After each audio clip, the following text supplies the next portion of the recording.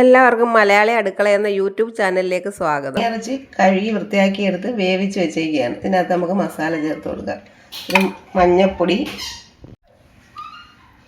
ഒരു കുരുമുളക് പൊടി,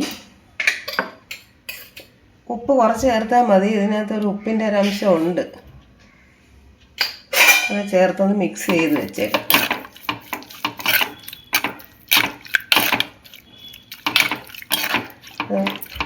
വേവിക്കുമ്പം തന്നെ അതിൻ്റെ വെള്ളമെല്ലാം പോയി കഴിയുമ്പോൾ ഒരു കുറച്ചേ കാണത്തുള്ളൂ. ഇതിന് കുറച്ച് നേരം അരപ്പ് പിടിക്കാൻ വെച്ചേക്കും.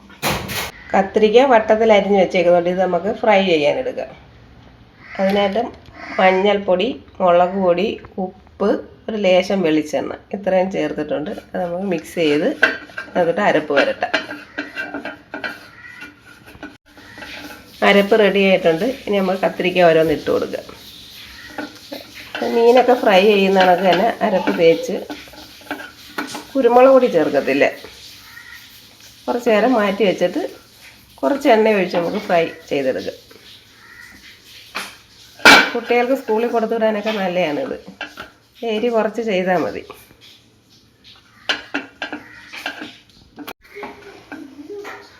കത്തിരിക്ക എല്ലാം അരപ്പ് പുരട്ടി വെച്ചിട്ടുണ്ട്. ഇനി ഒരു അരമണിക്കൂർ റെസ്റ്റ് ചെയ്യാൻ വയ്ക്കാം.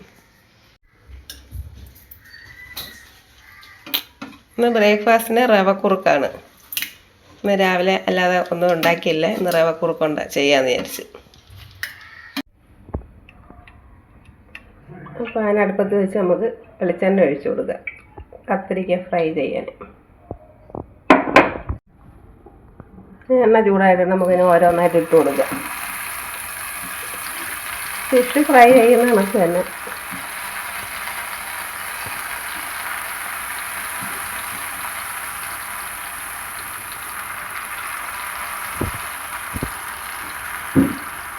ചോറിൻ്റെ കൂടെ കഴിക്കാൻ നല്ല ടേസ്റ്റാണ്.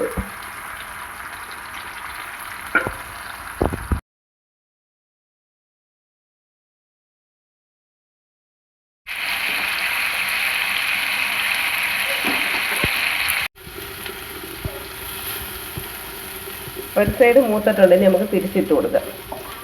പെട്ടെന്ന് തന്നെ മൂത്ത് കിട്ടിക്കോളും.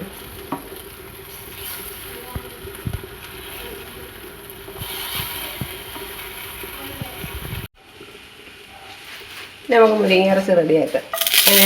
വെളിച്ചെണ്ണ ഒഴിച്ച് ഇഞ്ചിയും വെളുത്തുള്ളിയുടെ ചതച്ചതും ഒരു ചെറിയൊരു സവാള ഉള്ളി അതായത് ഇട്ട് കൊടുക്കാം.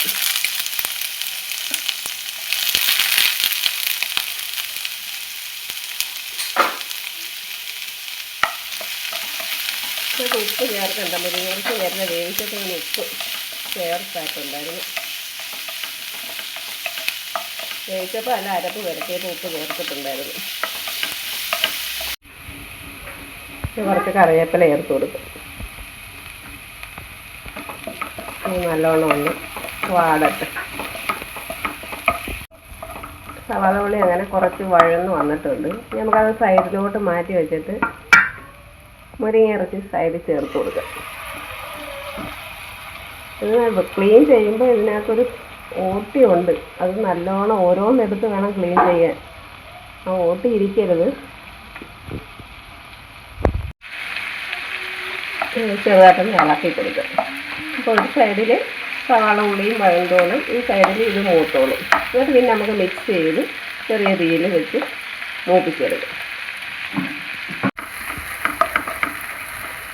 ഉള്ളിയും വഴന്നിട്ടുണ്ട്, മുരിങ്ങ ഇറച്ചി ഒരുമാതിരി വഴന്നുണ്ട്. ഇനി ഒരുമിച്ച് അങ്ങ് മിക്സ് ചെയ്ത് കൊടുക്കാം.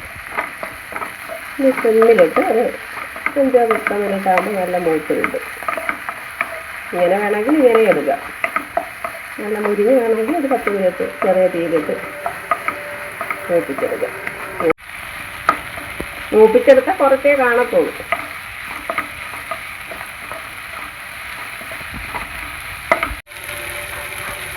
കഴിവരങ്ങ റെഡി ആയിട്ടുണ്ട്. നമുക്ക് തീ ഓഫ് ചെയ്യാം. ഇനി കുറച്ച് കോവയ്ക്കയും കൂടെ ഒഴുക്ക് വരട്ടെ. വെളിച്ചെണ്ണ ഒഴിച്ച് കടുക് ഇട്ടിട്ടുണ്ട്. കോവയ്ക്ക ഇത് നീളത്തിലാണ് അരിഞ്ഞെടുത്തേക്കുന്നത്. കുറച്ച് സവാള ഉള്ളി ഇട്ടിട്ടുണ്ട്. കുറച്ച് മഞ്ഞൾപ്പൊടി, മുളക് പൊടി, കുരുമുളക് പൊടി. ഇത് ഇത്ര എണ്ണയ്ക്കകത്ത് നേരെ ഇട്ട് കൊടുത്താൽ ചിലപ്പോൾ പൊടി കരിഞ്ഞു പോകും. അതുകൊണ്ട് പെട്ടെന്ന് തവിക്കകത്ത് എടുത്തിട്ടാണ് ഇടുന്നത്. പെട്ടെന്ന് തന്നെ കോവയ്ക്ക് ഇട്ട് കൊടുക്കുക.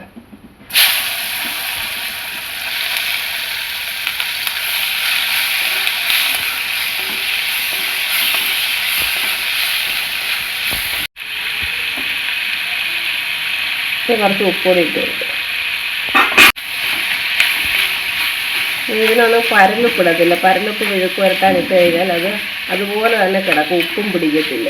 നമ്മൾ ചവയ്ക്കുമ്പോൾ ഉപ്പ് പരലും കൂടെ ചവയ്ക്കേണ്ടി വരും. പിന്നെ അതുകൊണ്ട് ഉപ്പുകൂടിയാണ് ചേർക്കുന്നത്.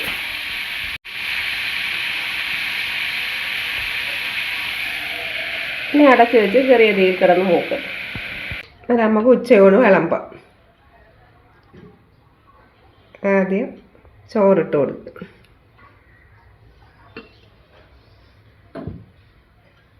കോവയ്ക്ക മെഴുക്ക് വരട്ടി,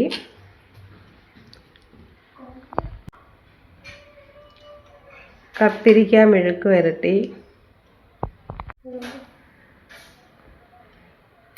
കല്ലിമക്കായ ഫ്രൈ,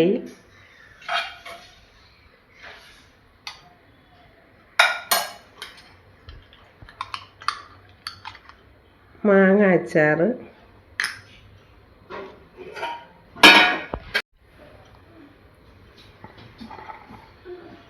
മീൻ്റെ കറി.